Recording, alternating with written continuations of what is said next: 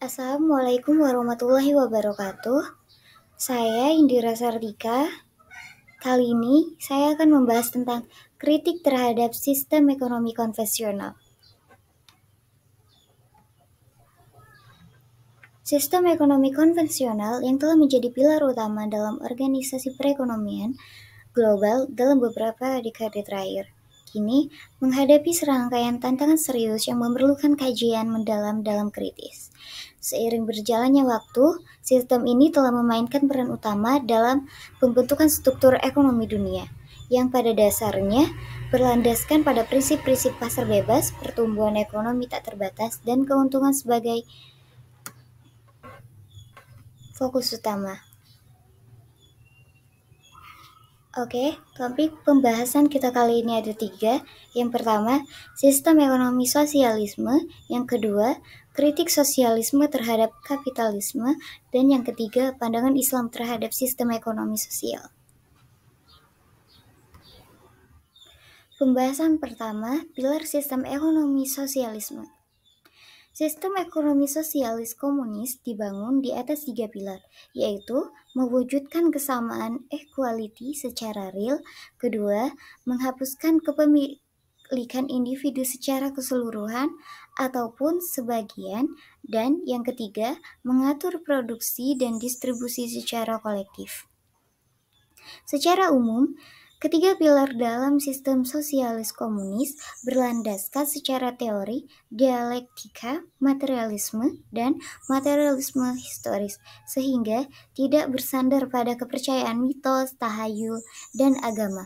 Jadi, tidak ada penanaman doktrin agama pada rakyat. Prinsip dalam komunisme agama adalah candu yang membatasi rakyatnya dari pemikiran ideologi lain yang dianggap rasionalisme dan keluar dari hal yang nyata atau kebenaran materi. Pembahasan kedua, kritik sosialisme terhadap kapitalisme. Adanya teori sosialisme itu dimulai dari kritik Karl Marx terhadap kapitalisme, yang dimana Karl Marx mengkritik dua hal dari kapitalisme.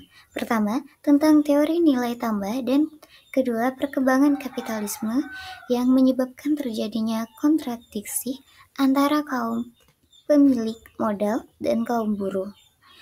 Pada teori nilai tambah ini, Karl Marx mengutip teori dari David Ricardo, yang dimana menurut Ricardo bahwa terjadi nilai tambah karena adanya nilai komoditas suatu produksi, bukan ditentukan karena adanya usaha yang dilakukan dengan sedikit pengorbanan, tetapi karena adanya usaha yang dilakukan sebelumnya terhadap produksi perang, terhadap alat dan perlengkapan yang digunakan. Jadi, Karl Marx menyimpulkan bahwa terjadi nilai tambah terhadap komoditas tergantung berapa jumlah tenaga kerja atau bertambahnya produktivitas tenaga kerja. Karena semakin banyak tenaga kerja, maka semakin tinggi nilai komoditas terhadap permasalahannya. Munculnya eksploitasi dan aliensi karena kaum kapitalisme memiliki pandangan bahwa ia bisa mengambil tenaga kerja atau menambahkan jam kerja jika memiliki modal dan alat produksi, yang memuncul keterasingan kaum buruh dan perbedaan kelas antara kaum pemilik modal dan kaum buruh. Pembahasan ketiga, pandangan Islam terhadap sistem ekonomi sosialis. Pandangan Islam terhadap sistem ekonomi sosialis bervariasi, tergantung pada interpretasi individual dan aliran pemikiran Islam. Ada beberapa elemen yang dapat diperhatikan. Pertama, kepemilikan kolektif. Sistem ekonomi sosial mendorong kepemilikan kolektif atas sumber daya produksi. Beberapa pemikir Islam mungkin mendukung gagasan ini sebagai cara untuk mengurangi ketidaksetaraan dan memastikan distribusi yang lebih adil. Kedua, redistribusi kekayaan. Konsep zakat dalam Islam mewajibkan redistribusi kekayaan dari yang kaya kepada yang miskin. Dalam konteks ini, beberapa pemikiran Islam mungkin melihat keterkaitan antara prinsip-prinsip sosial dengan nilai-nilai Islam. Ketiga, kebebasan ekonomi. Beberapa pihak mungkin berpendapat bahwa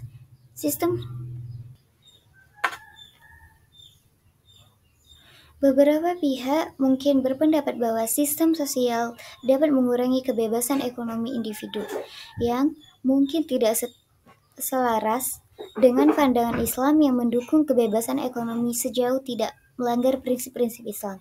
Keempat, peran swasta. Islam memungkinkan kepemilikan swasta asalkan sesuai dengan prinsip-prinsip syariah. Dalam sistem sosialis, peran sektor swasta seringkali dibatasi. Pandangan Islam mungkin akan mempertimbangkan batasan ini. Perlu diingat bahwa pandangan individu dan interpretasi terhadap Islam dapat bervariasi, dan ada berbagai aliran pemikiran dalam Islam. Oleh karena itu, tidak mungkin menyatakan pandangan Islam secara mutlak terhadap sistem ekonomi sosial, dan hal ini tergantung pada sudut pandang individu. Kesimpulan yang dapat kita ambil dari pembahasan kita kali ini, dalam menyusun kebijakan ekonomi, kita dapat mempertimbangkan cara-cara untuk mengurangi ketidaksetaraan, memprioritaskan keberlanjutan lingkungan, dan mempromosikan keadilan sosial. Dengan demikian, kita dapat berusaha untuk menciptakan sistem ekonomi yang lebih seimbang dan berdaya tahan guna menghadapi tantangan masa depan. Baik, selesai sudah pembahasan kita kali ini. Lebih dan kurang saya mohon maaf. Saya akhiri. Assalamualaikum warahmatullahi wabarakatuh.